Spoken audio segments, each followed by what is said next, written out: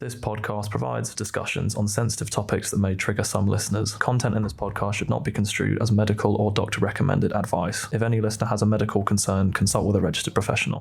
Dear Dysfunctional Diaries.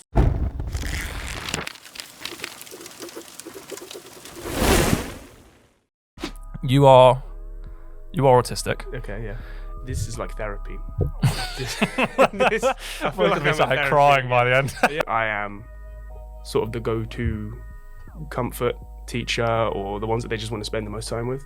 There was one girl who was in one of my classes once. They had to remove her from me because she believed I was her father.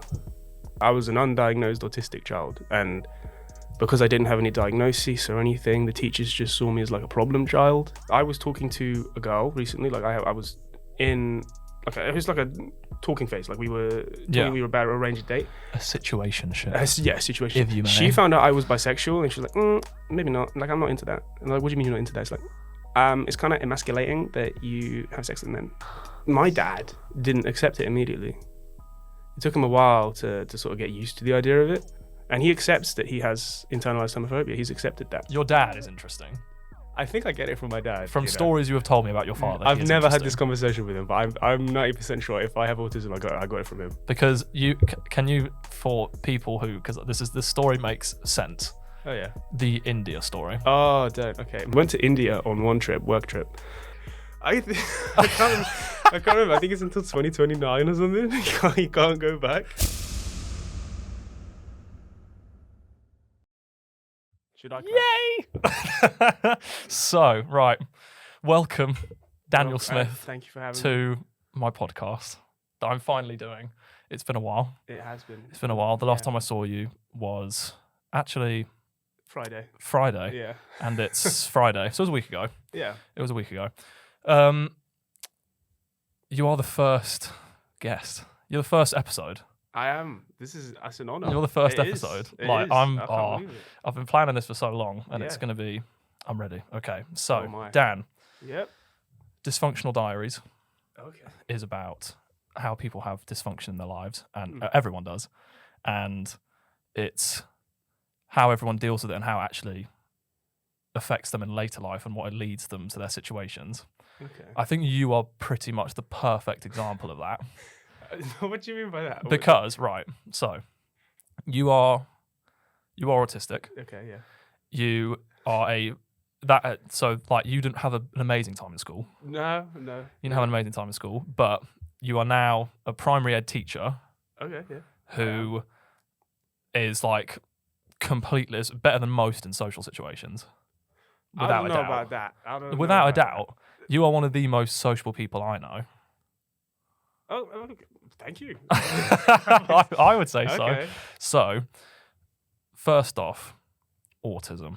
Yes, I know a lot about that. You know a lot about autism. Yes, So, autism, you have it. I do. Some people don't, but you do. I have plenty of it, mate. I've got, yeah. You have to spare. And do you actually know what, because I was researching this, do you actually know what type of autism you have? No. So what happened was, growing up, I was never diagnosed with anything. My mum never got me checked or anything. It took like 20 years for me to even be like, okay, maybe there is something wrong with me. And I'm in the process now of figuring that out. I know I have it of some type, but whether it's Asperger's or ASD, they don't really know. And also because those two terms are kind of blending now, like they're becoming one condition. Asperger's is becoming slightly less recognized in the field as its own distinct version of autism. So most likely it's just going to become ASD at some point, and I'll have that. But for now, I know what it does, and that's kind of all I need to know. What does it do? It does a lot. I mean, you said I was sociable, but for me, I feel like it impedes social interaction. Like I don't really understand what people mean a lot of the time, especially like emotionally. I can't read facial expressions. I can't read like tone of voice. Right. So a lot of it are kind of guys behind humor and stuff. Like I'll just turn anything into a joke, which backfires a lot. But yeah, it causes a lot of anxiety. I get a lot of anxiety. This is like therapy. I feel like I'm started crying by the end. Yeah. I'm so sorry, Dad. No, but you say that you struggle to read people's like social, like facial expressions and sometimes the tone of their voice. Yeah. But you use sarcasm really well. I do. I use sarcasm. I don't understand it.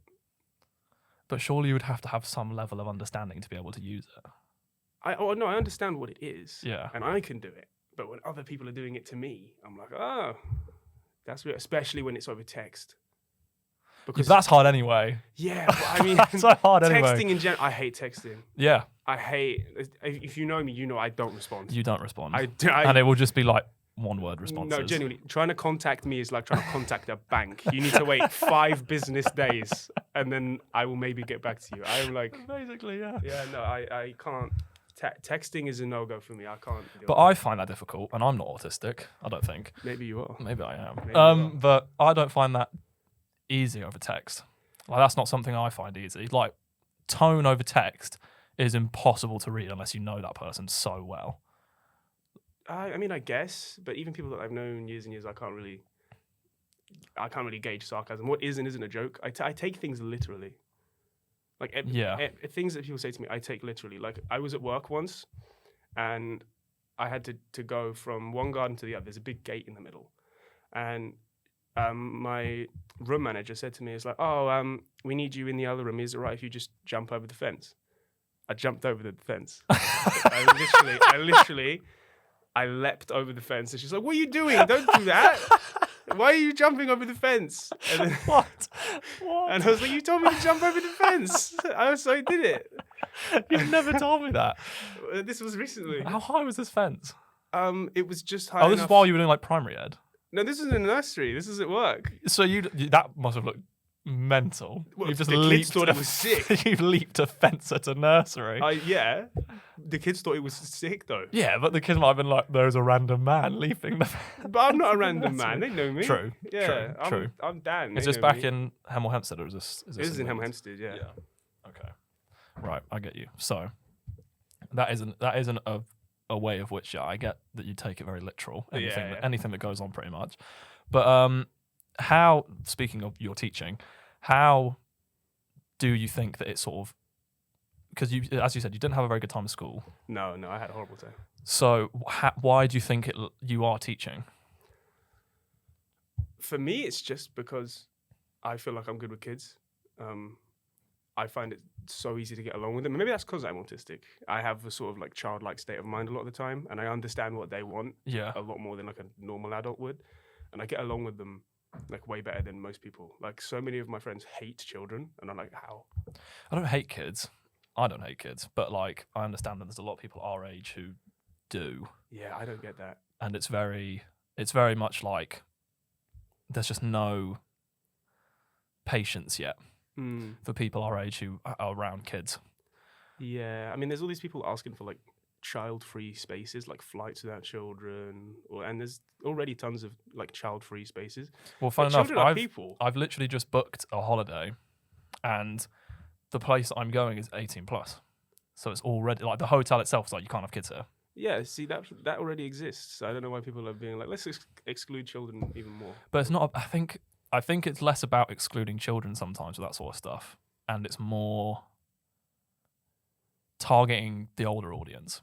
Yeah, true. But if I have kids and I want to go on holiday, and there's a bunch of child-free flights, they're not making more planes and more flights for those child-free flights. They're taking flights that already exist and removing children from the equation. So it just makes it harder for families to go on holiday. Yeah. No, actually, that is true. Yeah, so yeah. I don't know if I agree with that. So you think it's mainly because you actually just get easily, you find it so easy to get along with children? Oh, they're great. Like they're so complex, but because I can't understand, adults who are really complex. They're like everyone has their own little like idiosyncrasies and stuff that makes them unique. Children do too. But children also, there's a few things that you can just fall back on and immediately, like, you're forming a bond with that child. Like, if I just suddenly become, like, a clown for them, like, they love it. It doesn't matter. Initially, a lot of them are scared of me because they don't work with men, typically. Like, it's very rare for a man to be working in a nursery. Right. I've only ever worked with 2 other men, and I've worked at 6 different nurseries, and I've been doing it for 3 years. So it's very rare. I think less than 10% of the workforce are men. So they're scared of men. But a lot of the time, I find that they bond to me a lot more than any other member of staff. Like, I am sort of the go-to comfort teacher, or the ones that they just want to spend the most time with. Yeah. Oh, pardon me. That's the struggle of having a That microphone in sound front of you. But do you think that's because of like maternal instincts that kids instantly find it a bit easier to just have a female teacher than a male teacher? I think it's a little sadder than that. I think it's lack of male role models. Do you think? Yeah, that's what I think it is. Have you had examples of that as when you've been teaching? There was one girl who was in one of my classes once. They had to remove her from me because she believed I was her father. She thought you were her dad? She didn't have a dad. She didn't have a father. And when she was in my class, when she was with me, she believed that I was her father. Okay, so give a bit of context. How old is this girl? She was 2 when I met her, and then I continued working with her up until she was 4. That's like just such a foreign idea. Yeah, I didn't notice. I thought she was trying to pronounce my name because my name is Daniel. You know, it's a lot of da sounds. Oh, yeah. But then it wasn't a funny nickname. It was she was calling me Daddy, Dada. I was like, oh, because as she got older, it became clearer, her speech. Yeah. And I realized, oh no, wait, She thinks I'm her she father. thinks I'm Dad. And I was like, oh, What? it was wild. It was crazy. That is ridiculous. Yeah, they had to remove me from her for a bit just so that She could adjust. she could adjust. Because you think about it, these kids are spending like 50 hours a week with me. Yeah. That's I a forget how lot many of hours time. you work, you know. Yeah. I work 45 I hours forget. a week, but I have an hour lunch break every day. So Yeah, it's exactly. 45 hours, but kind of wild. That is kind of wild. Yeah. So do you think that autism plays a part at all in the way in which you connect with the child, in the sense that like how easy you find it to go from like school to school? Oh, absolutely. 100%. I mean, Do you think it's I'm easier very- or more difficult, or? I'd say it makes it easier in terms of children, but in terms of adults, you ask anyone I work with, I don't talk to nobody. Like I don't speak to people at work, like other staff members. And when I get sent to like other centres, other nurseries, people find me weird and off-putting, and I'm like, yeah, well, I am. I can't really help it. I struggle. I can't initiate a conversation. I've never ever been able to be the person to like send the first message, to say the first thing. I can't do it because my brain, it's sort of wired in a way that makes me believe people don't want to speak to me, and if they want to speak to me, they'll speak to me. Like I can't do that because then I feel like I'm bugging them. Right. Even if I know that I'm not, I can't. You know, kids, 24/7, they're talking to you. I never have a moment where I'm not being spoken to, and it's so easy because I don't have to initiate any conversations because the kids will just ask me something, and that's the conversation started. You know. Yeah. They'll be like, oh, Daniel, can you read me this story? Or where does the moon go at night? Or why is the moon out when it's daytime? A lot of questions about the moon. They really like the moon. Yeah. That's like a big, that's a big bit of thing. like Yeah. recurring theme it is. with the moon. Yeah. But do you think that has affected a lot of other parts of your life? The initiating conversation. Oh, 100%. My ex broke up with me over it. Yeah. My second girlfriend I ever had. She broke up with me. I broke up with her because she wouldn't stop complaining about it. Even after I explained to her like what was going on, how I just couldn't. She just sort of expected me to overcome it and just not do that. And I was like, I can't. I want to. I can't. It's impossible for me. Like I've never been able to do it. And it went well. Like for 6 months we were together, and in the last couple of weeks of the relationship, she started bugging me about it. But like, I feel like I'm the only one that ever puts in any effort to talk. And I'm like, well, you know, I have autism. You know, I struggle with, you know, whether or not people want to talk to me and stuff. Like I feel very uncomfortable doing that. And she would always be like, okay, yeah, I understand. And then we'd have the exact same conversation the next day. And it's because there's a balance you have to run of like a level of understanding from the other person, but also almost showing that you understand their understanding. That you understand. I fully grip this probably really difficult. Like it's probably slightly difficult. Sorry about that. It's slightly difficult for that, because you obviously must understand it's probably quite difficult for other people to get a full grasp on sometimes. Yeah, I know, but it wasn't through lack of explanation. Like I ran her through everything. She had a notes book, like in her notes, Right. of everything, like a long list. It was like 3 pages of everything that was wrong with me and that I couldn't do, because she did want to put that effort in, but it got to a point where I don't even think that's the right way to go about it, because making a book like that, as much as it like reminds you, that's just going to be what you focus on then. True. For her. It turns me into like sort of like, I don't know, Like something that you have to study. And Yeah. it's not fun. No. I don't like. Can't imagine it is. I am a person. I am Can't a human imagine. being. But no, it makes dating really hard. Definitely, especially in the whole. You have to message first kind of thing. Bumble is a godsend. I was literally about to bring up my Bumble. God. Yo, if I was you're about autistic, to bring up Bumble Bumble. I love Bumble because it's That's- right. Explain.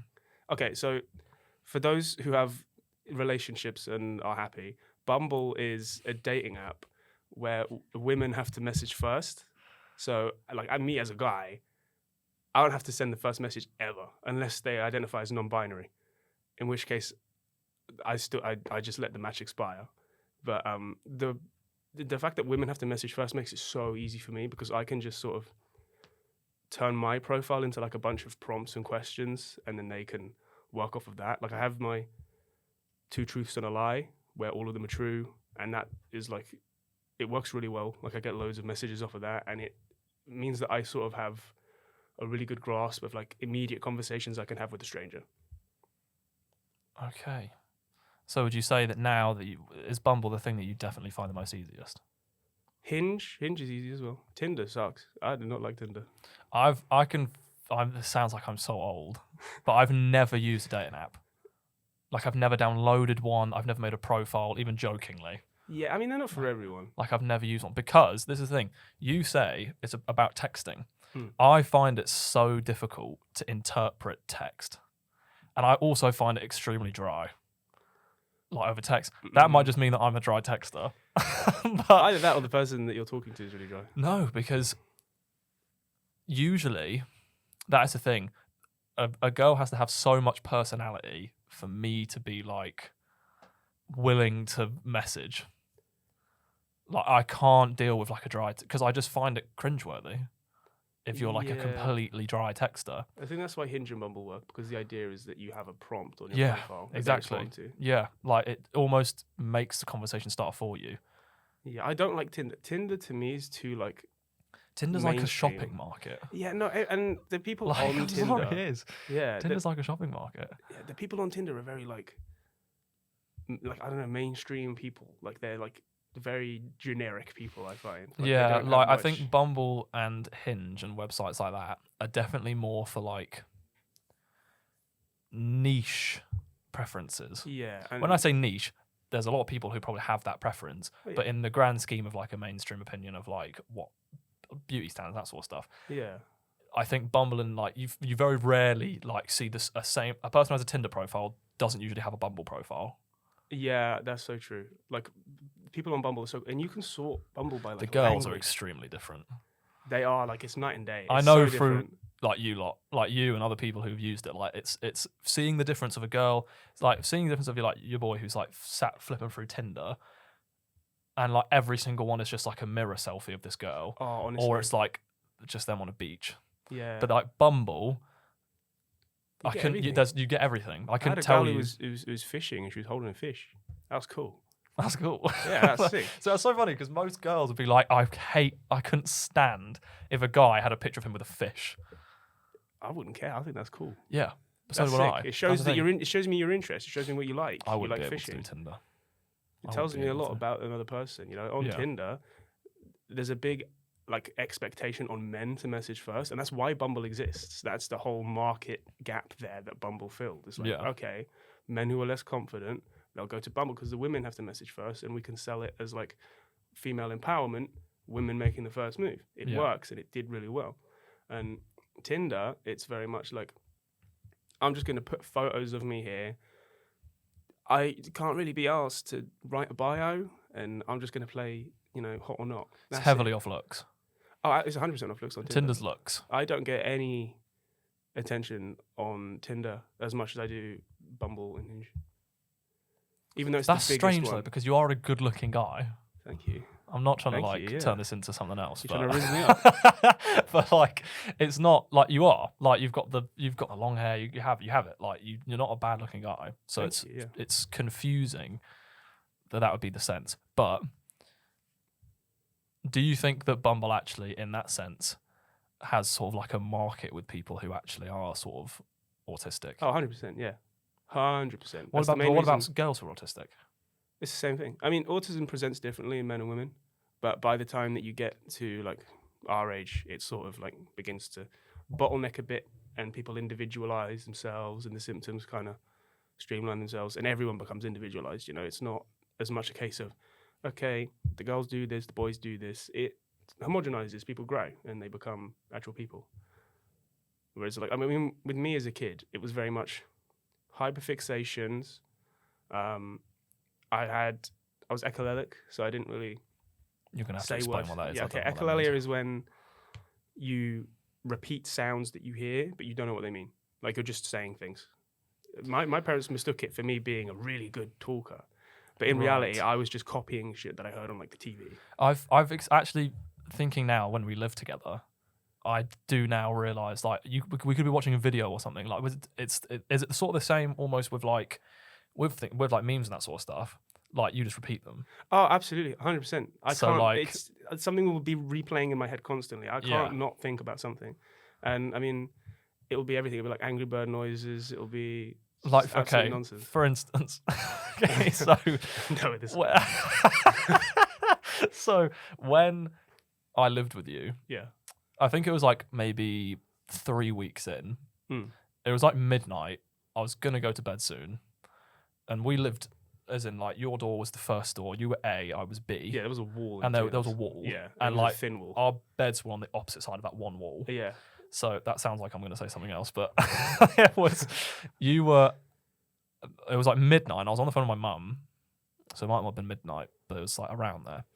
And from the other room, I was just sat there, and all I just suddenly hear is just like an angry bird. I was sat there, like my mum heard it, and she was like, "What's that?" I was like, me. "That's Dan." I used to do it to people walking past down on the floor because we were on the 4th floor, and I would just do it and I'll see if they notice. Just shout out the window at people and do Angry Bird noises. Yeah, it's funny. So that's a very funny. But you must see the humour in it. Oh, absolutely, yeah. Like that's why I did it. It's funny. Like they're not tics per se. No, because it's not like involuntary. A tic is more like a sneeze. It's something that you can't hold back. Whereas with me, it's just like I'm not making any noises. I'm going to fill the space. Like there's not enough going on right now. I'm going to make noises. I do it a lot where I can't stand still either. I sway. Right. Like I swing my arms when I'm standing still. Actually, you do as well. Actually, I've never noticed that, but you do. It's like I can't deal with nothing happening. I can't deal with the idea that it's just like empty space. It really frustrates me. It gets me really upset. So speaking about when you said that your parents just thought you were a talker, what do your parents think? Like that sounds like they have to judge you for it. They don't, obviously. But like, what was their reaction? Like, how old were you when you actually got sort of like diagnosed? And what did they think? Were they sat there like, oh my God, like, I mean, what were you going to do? Yeah, I mean, there's only the last 2 or so years that I sort of suspected I had autism because I had people around me just telling me I had autism. And all my friends also started being diagnosed with autism. And it was like, yeah, people with autism tend to gravitate towards each other and congregate in friend groups because they can unmask around each other. They can be very much themselves. They don't have to hide. And when I told my parents, I didn't tell them for a long time because I didn't think it was any of their business, you know. I'm quite secretive about my health. I told them, my mum was like, oh, yeah, I thought you were when you were little. And my dad was just completely oblivious. Like, he didn't suspect. He was like, are you sure? Like, what does that mean? He wasn't very, like, because I have autistic family. And I don't know if it runs in my family, but we definitely carry the gene, because I have a cousin with autism. My brother is also currently undergoing checks for ADHD and autism. So Because your brother, I think I remember, he's at Oxford, or is it Harvard? Cambridge. He's at Cambridge, and he's in like the top 10. 200, yeah, he's top 200 in Europe for mathematics. That's just ridiculous. Because that's his special interest. Is But maths. yeah, but you're in comparison, I don't know if it's even an interest with you. I think it is, because you buy books on it and things like that, and you are just incredibly good at it. But languages. Oh, 100% special interest, yeah. Always has been. I've always loved language. As a kid, I used to watch Dora just because she would speak Spanish sometimes.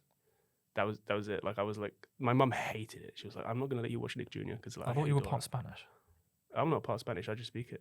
Oh no, that's Dion. Never mind. Yeah, no, I'm part Italian. That's yes. Italian. Okay, yeah, I got middled up. But so how many languages do you know at this stage? I study 14 languages. I don't speak any of them properly fluently, but I mean, there's a discrepancy on what fluency is. If I went to these countries that they speak these languages in, I could get by. You'd hold your quite own. easily. Yeah. I could go about my day to day quite easily. But if I was like studying, doing anything academic, or like I had to do something business wise that involved me using more proper language, informal language, like, I would struggle. Yeah. I'd say Spanish and Swedish, probably the languages I'm best at. That's just because Swedish is English. It's the same language. Literally the same language. Like, I didn't have to study that much at all. You can kind of guess half the time what words are in Swedish. I've got a Swedish. I don't know any Swedish really. I've got a Swedish mate, but he doesn't really speak any. But it is interesting how, like, in school, were you also interested in it, or was it more of a recent thing since you said, it's about the past year and a half or whatever, 2 years, that you've sort of sat there and been like, I'm probably autistic. Has it been since school? Like, was that the one thing in school that you were fixated on? No, I didn't fixate on anything in school because I wasn't in the best environment. Because I was an undiagnosed autistic child, and because I didn't have any diagnosis or anything, the teachers just saw me as like a problem child. Yeah. Where it was like, he's just not concentrating in class, he's not behaving, he's doing this, that, or the other. And yeah, I acted out, but that was because, I didn't know what I needed to do. I wasn't given the proper, provision? Yeah. To help me to, thrive in that environment. I couldn't. Yeah. And so I didn't have any particular interests in secondary. Primary was fine, but the other children treated me differently, and I didn't know why. Yeah. They tried doing it in secondary as well, but I was not having it. It wasn't until I got to it wasn't until I got the job at the nursery when I was 19 that I was like, okay, I'm kind of good at language, because there was this one girl that spoke Spanish, and I was like, why do I know Spanish? Where did I learn that? And then I was like, oh, hang on. Yeah, I have a knack for like learning new words and languages and strings and things. And it's very I like categorizing words. So you could literally pick it up just from having someone around you. Well, I think that's the best way to learn a language, yeah. I think that's the best way to do it. Because I was just speaking Spanish with this girl and her family, and I was picking it up really quickly. By just speaking it, I didn't have to study, I didn't have to do anything, I was just doing it, I was just speaking the language. And So it's incredibly impressive, you must realise. Like, I know that obviously, speaking negatively and all that sort of stuff just enhances it, but I know for a fact I couldn't do that. I couldn't just be around someone or a family and pick it up. I don't think. I mean, go on holiday, spend 2 weeks in Spain, and you'll be surprised how much of it you actually understand. I'm going to Spain for a week. Where are you going? Lloret de Mar. It's near Barcelona. Okay, well they'll speak like Catalan, Spanish, stuff there. You'll be surprised. You'll hear people talking, and you'll be like, why do I understand that? And it's because a lot of the language is very similar. Languages are they're related to each other, Yeah, I understand. Obviously, it's a lot of them are interconnected. We have a lot of interconnection with Latin languages, even though we're not a Latin language. We're a Germanic language. We're very similar to we have a lot of loan words from French and Latin So we have a lot of similarities there, and it makes it really easy to learn. It's a very good gateway language, English. Very good. Yeah, well, I can imagine. I think that's also why English is probably one of the most widely spoken. I think it's around the also world, because isn't it? we like owned half the world. Yeah. I think maybe that is, yeah. Maybe that has something Yeah. to do with it. Yeah, but in fairness, you say that obviously like, you think autism could run in your family. Yeah, it's a gene, I think. I mean, But- we don't really know, but Yeah, but you have quite an interesting. Your parents are quite interesting. in what sense? Your dad is interesting. I think I get it from my dad. From you know. stories you have told me about your father, he I've is never had this interesting. conversation with him, but I'm 90% sure if I have autism, I got it from him. Because can you for people who because this story makes sense. Oh yeah. The India story. Oh, don't. Okay. So for context, my dad works for like an NHS company, so he's like responsible for getting all of the machines into the UK, like anesthetic machines and heartbeat monitors. He works for the company that manufactures them, and he provides the NHS with them, and he's the middle guy between them. Yeah, so very He- successful. Very successful, very important job. Yeah. It means that he has to travel the world and do all of these things just to like negotiate with manufacturers and stuff. And he went to India on one work trip, and I can't remember where it was, but he had a break while he was in India. He was reading his copy of Stephen King's It. It was like a book he just bought. He didn't think much of it, he told me. And he goes to this beach, and he sits down under a tree, and he starts reading it. And this is a beach in India, you know, there's just cows walking, because cows are holy in India. Like, they're like holy. You don't. Yeah, they're don't holy mess with the animals cows. to the religion. Yeah. Yeah. And my dad puts his book down because he's like, oh, I need the toilet. And he goes away, and he goes for a piss, and he comes back, and there's a cow eating his book. Like, it's just, it's in its mouth, it's chomping on his copy. He's doing it. So he sprints down this beach, like down this Indian beach, runs up, and he sucker punches the cow in the nose. He just socks it in the nose. And I don't know why he did it, but he got in trouble because cows are holy in India. You can't do that, and people reported him. Because didn't you say he can't go back? I can't remember. I think it's until 2029 or something. He can't go back. He can't because he punched a cow. Well, Like he you've did. told me the story before, but it's just It's funny. My dad does a lot of stuff. Like he bought a car just for no reason. Like when I was born, my mum was like, "Okay, we need to get a house, we need to get a car, and this and that." So my dad he went and gambled some money, which not the greatest idea, not the greatest move. And then when she said buy a car, he bought a car. He bought a Porsche. Like a really nice Porsche that didn't have a baby seat. So it was like, why? My mum made him get rid of it immediately. And to this day, he's like, I really want my Porsche. I really wish it. That car's worth a lot of money now. like okay, like surely, Oh, 100%. I think I go for him. surely he's autistic. I think I'm I'm not trying thinking- to diagnose him, but like Yeah, no, God. neither am I. No, but I mean, it's but too like- late at this point. He yeah. won't care. Like the man punched a cow in India on a work trip, Oh, yeah. Yeah, and then bought a Porsche when you were born. yeah, it's funny. He That did a is lot so of weird. He does a random. lot of like wild stuff. He is a wild man. Yeah, he is. Your mum, on the other hand, I haven't heard any like out there stories about. Oh no, she's like, she's an amazing person. Like she's Yeah. really like a brilliant person. She came from like a really poor background. My grandma, she passed recently. What does she do for a job? Sorry. She does. I can't remember what it is specifically, but she's like administrator for like a databasing company.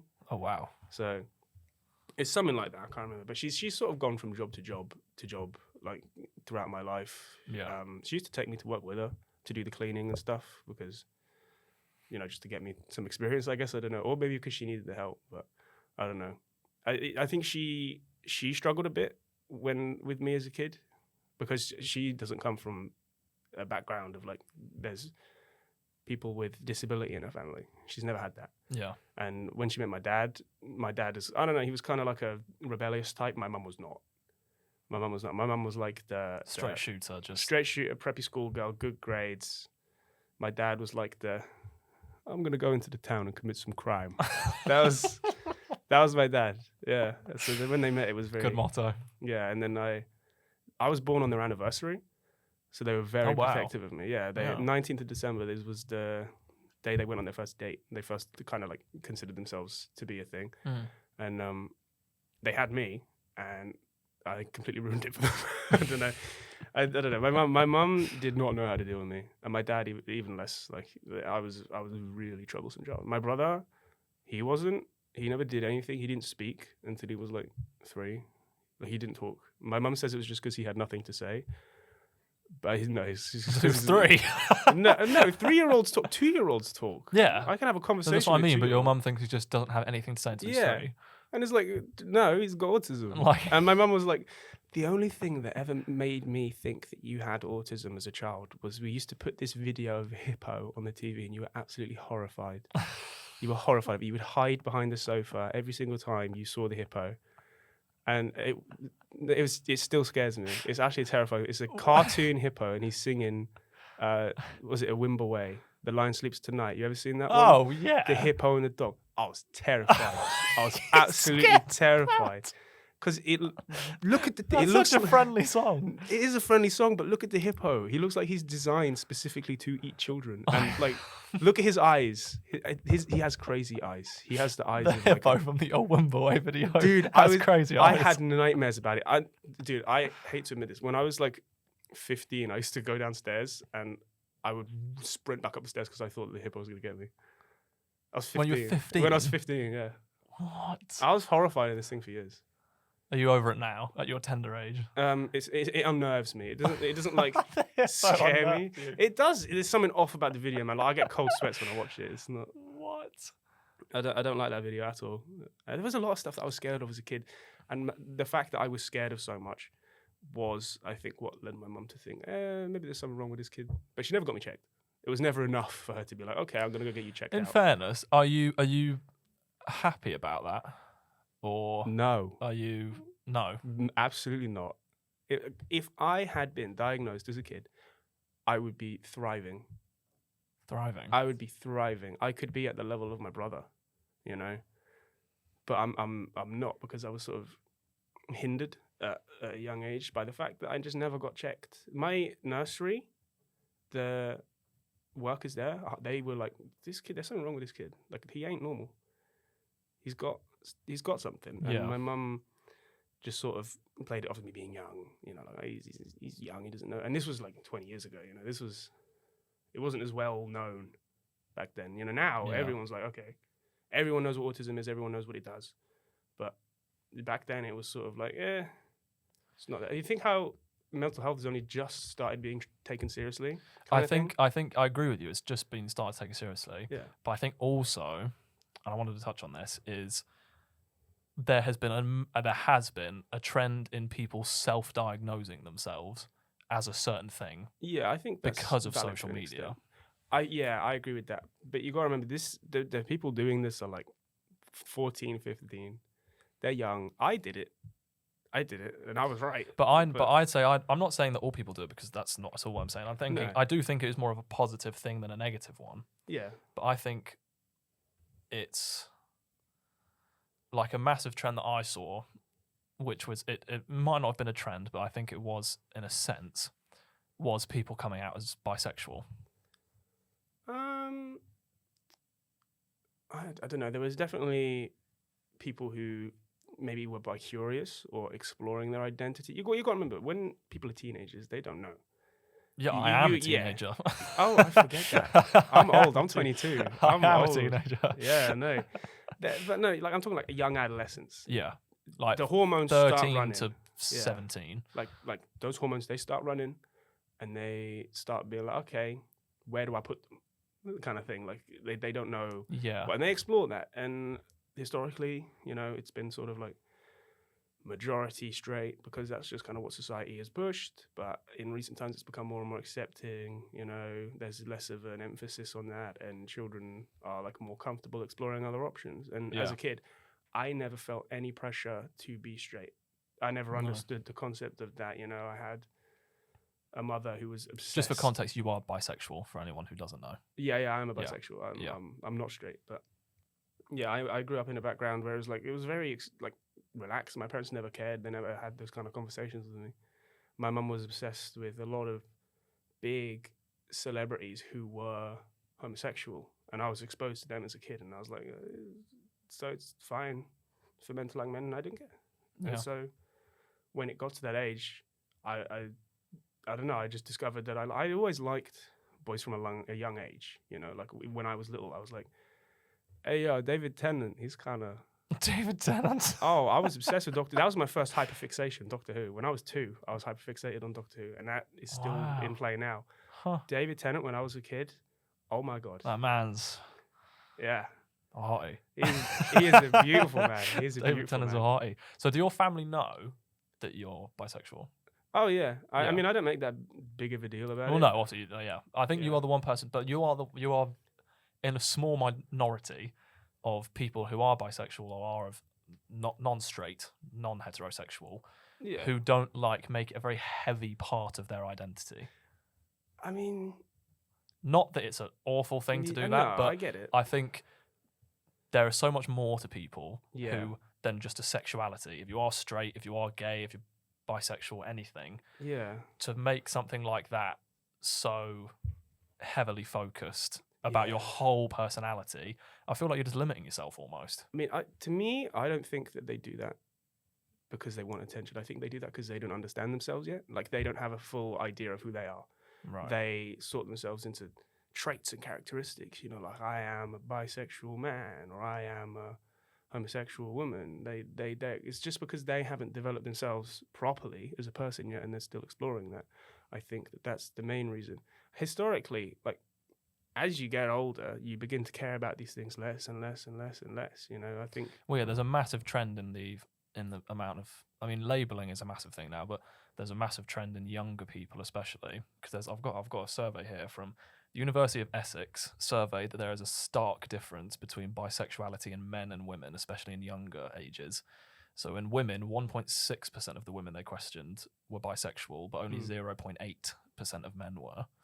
I mean, I don't know why that is. There's But a lot. I was actually going to ask you this. So I don't know if is it more difficult for men to come out as bisexual, or do you think it's just because? Do you think it's more innately? Do you think just women are more innately bisexual, or do you think it's just more culturally accepted for women to come out as bisexual? Because there's a bit of still a stereotype of. I think there's still actually. I personally would say it would probably be harder for a man to come out as bisexual than a woman. It doesn't make the other one easy. I think being a man, it is harder because there are certain stigmas around it if you're a man, whereas compared to a woman, it's definitely more accepting to be a lesbian. I think people care about that a lot less than men because the expectation is sort of placed on men. You know, they're the leaders, they're the big ones, so they shouldn't be doing the other stuff, which, you know, the people who are against The gay LGBT, stuff. Yeah. Whereas with a woman, you know, like, it's not easy in any sense to come out. Like, it's always hard. It's always hard because you'd never know how people are going to react because there's two options. There's either they're going to accept it, they're not going to accept it. The possibility of the other one always makes it hard. But with women, I think there's sort of a fetishization of it. You know, like a lot of men don't care. Some are even into it because of like lesbian porn and stuff. I think porn is a massive Yeah. driver for the fact that lesbian and bisexuality in women is more accepted than 100%. men. Yeah. Like, talk to a man, ask him what he thinks of a woman being a lesbian. He probably won't care. He'll be like, oh, maybe he'll even be into it. Maybe he'll even think it's hot. Also, I think yeah. if you went up to if you surveyed men and women, and I think there'd be a stark difference in the amount of men who have watched lesbian porn and found it attractive, Oh yeah. to the amount of women who have watched gay porn and found it attractive. No, genuinely, no, because I was talking to a girl recently. Like, I was in like it was like a talking phase. Like, we were talking, we were about to arrange a date. A situation shit. Yeah, a situation. If you may. She found out I was bisexual, and she was like, maybe not. Like, I'm not into that. And like, what do you mean you're not into that? It's like, it's kind of emasculating that you have sex with men. And I was like, what are you talking about? I don't have sex with men. I haven't dated a man in for like ages. I have. But it's also like if you're trying to be with that girl, Yeah. you're not gonna be having sex with men. Yeah, I mean, You're gonna be with that girl. to her, it was like the idea of me being with another man just put her off me completely, and it was like that. Like, really? Like, it's that. That's bizarre. It's that in your head. Like, it's Because that. I mean, I don't think bisexuality in a girl is off-putting at all. Neither. Like, I don't find it like I'm not sat there like you have sex with women or you would get with a woman. That is disgusting. No, genuinely, I don't care Like, who you are or no. what you've done with other people. I'm not in it for them. I don't care about them. Who are they? I've never seen them in my life. Yeah. Like, I'm here, I'm talking to you. Why do you care what I've done? What does that matter? I don't care if you had like 100 partners. I don't care who they were. Yeah. Like the same way that I've always said, any of my mates who have said they're bisexual or they're gay or anything, I've always said I'm not friends with the straight you. Yeah. I'm friends with you. You can be bisexual, you can be gay, whatever. I'm not like, just because you're not straight anymore doesn't mean I'm going to be like, well, I can't be friends with you anymore. Yeah, I mean, it's hard. I mean, my dad didn't accept it immediately. It took him a while to sort of get used to the idea of it. When I came out to him because like, he's a man. He's my male role model in my life, and I thought that I'd go to him about these things because he's a guy. I'm a guy. He knows these things. Yeah, and it was. I distinctly remember it because it was in public. Like I just felt the need. Like we'd had a conversation in the car, and it sort of linked to it. And then, as we were going back, I sort of told him, I was like, I think I like boys, and he just snapped at me. He was like, "You don't know that. You're too young. Don't say things like that." And I was like, he didn't like the idea of that. And then even later on, after he accepted it, even as recently as like last year, he told me, the idea of you bringing a guy home still makes me kind of uncomfortable. And he accepts that he has internalized homophobia. He's accepted that. Yeah. And he doesn't like that. But also, I don't blame him for it. I think that was because of the way he was raised. Yeah. But I think that's most dads from our generation, as in like generations of that. Dads to our generations. That's just that generation. It's just that. Like, I don't know what my dad would say. I don't think my dad would ultimately care, but I think it would it'd probably shock him now because I've been straight for quite a while and still am. Yeah. But like, I think if I'd first brung a guy home, I think he wouldn't have been like, oh my God, out of my house now. But he would have probably just been like, well, okay. Like, yeah, I think my dad worried about it a lot because growing up, I never showed interest in either men or women. So he was kind of like, what does he like? Like, what is this kid thinking? Where are they? Yeah, and I'd never had like a girlfriend. I never had a boyfriend. I had a girlfriend, but it wasn't like, it was like I was a very small child. It was nothing like serious, No. But historically, I was unpopular with, relationships. I didn't have like a proper girlfriend until I was 19. I had relationships before then, but I wouldn't consider them like anything proper. Like I'd had maybe like conversations about it with other people, and I'd had one girlfriend who wasn't like serious or anything. And it was I don't know. I think that might be because I'm autistic. Other people could tell there was something different about me, but as a teenager, you don't know. Like I didn't have a diagnosis, so I didn't have any ability to know that. And now, I was treated like I was a sped kid. Because I just didn't know. But yeah, girls would come up to me and ask me out as a joke, and I'd be like, "What are you doing? Why are you doing this?" Yeah, but school's always like that. You'll have that. Yeah, I went to an all boys school, so I didn't get a lot of dates from that. I went to a public school. I went to a public school in like a town just outside London. Yeah. So it was very, very different experience. People. But funny enough, in an all boys school, hardly any gay people. Probably because they'd probably be more nervous to come out in front of a bunch of guys, I think.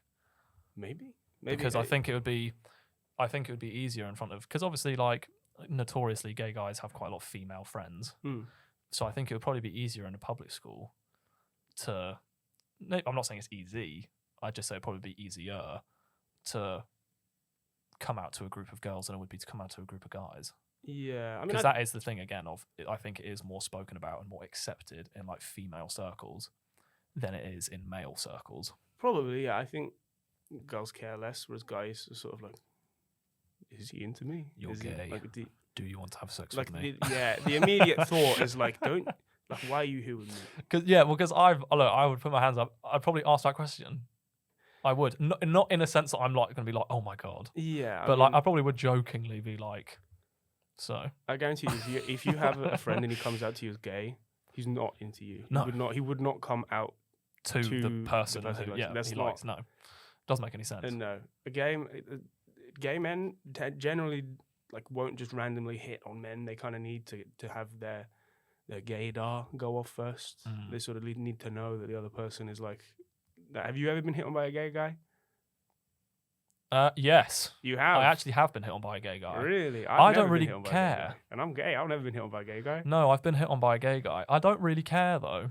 Like a lot of people who I know would probably be a bit like, don't say that to me. Like if a gay guy came up to them, but I've had a gay guy come up to me and flirt with me, and I just think like I just take it as a compliment, Well, it is. and I just let them know, look, I don't swing that way, Yeah, but genuinely. I'm flattered. Like Yeah. it's the same way that like unless like as long as, but it's the same if it happened with a girl. As long as if I wasn't interested and I said that it stopped there, I'd be fine with it. I'd be like, oh, flattered, like thank you. Yeah. If they continued and just didn't stop, That's but it would be the harassment at that same point. with a girl. Yeah, Like I'd be like, that's- chill, like stop. Yeah. But no, I wouldn't really find it very weird to be hit on by a gay guy. I haven't found it very weird to be hit on by a gay guy. Yeah, you just got to remember, like, the way they're talking to you, they're finding you attractive for the same reason a woman would find you attractive. So I it's just think kinda like, oh, I feel like I could make it in this community if I felt it. Yeah, Like, I could do this. no, like if a gay guy hits on you, that means that like you have an appeal to women as well. Yeah. 'Cause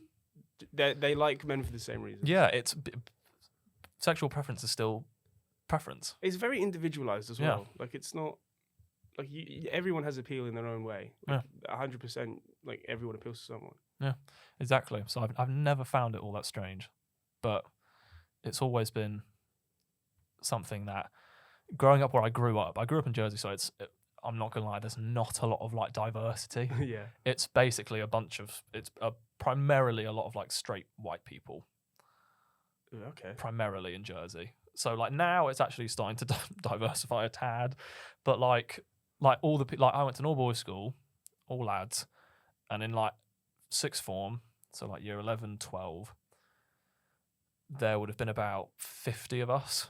There was one gay guy. Damn. One gay guy. I had a whole group of friends that we were all LGBT. No. There was other schools that were a lot more accepting of that. Like there's other schools in Jersey who it's like known that if you go there, it's going to be a lot more like your type of people. Like a lot more people who are bisexual or LGBTQ or whatever. But like at my school, there was no trans people. I had trans people in my No school. trans people. There was very few gay people. Like it was just not that I'm saying there has to be, but like it's just one of those things. It wasn't at my school.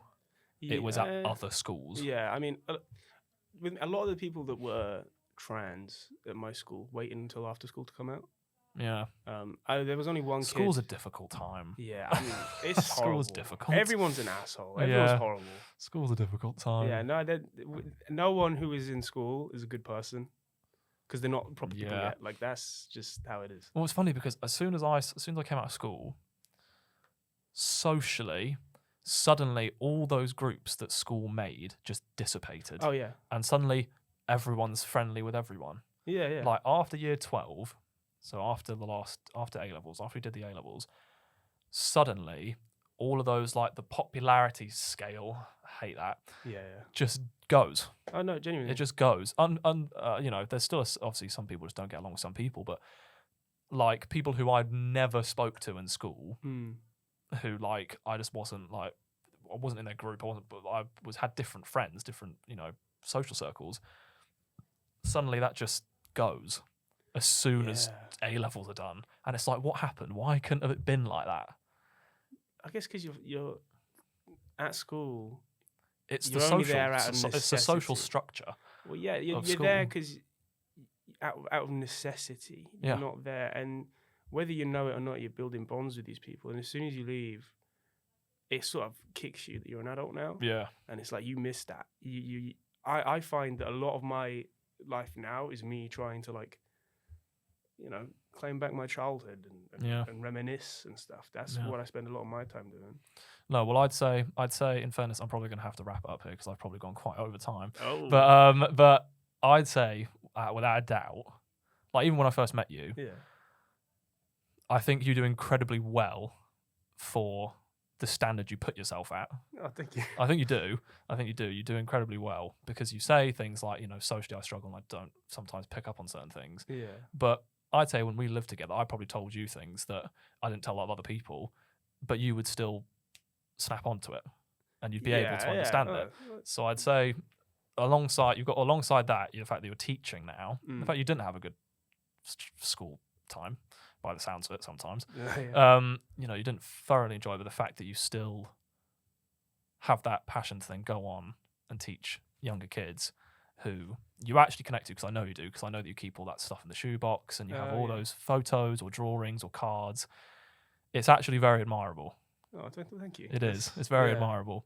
So as much as, unfortunately, I'll have to wrap up here. That's all right. I thought that I would say that at the end of it. Ah, thank you. But thank you very much for being the first episode. Thank you for having me. It's all good. It's a pleasure. And yeah. All right. Clap.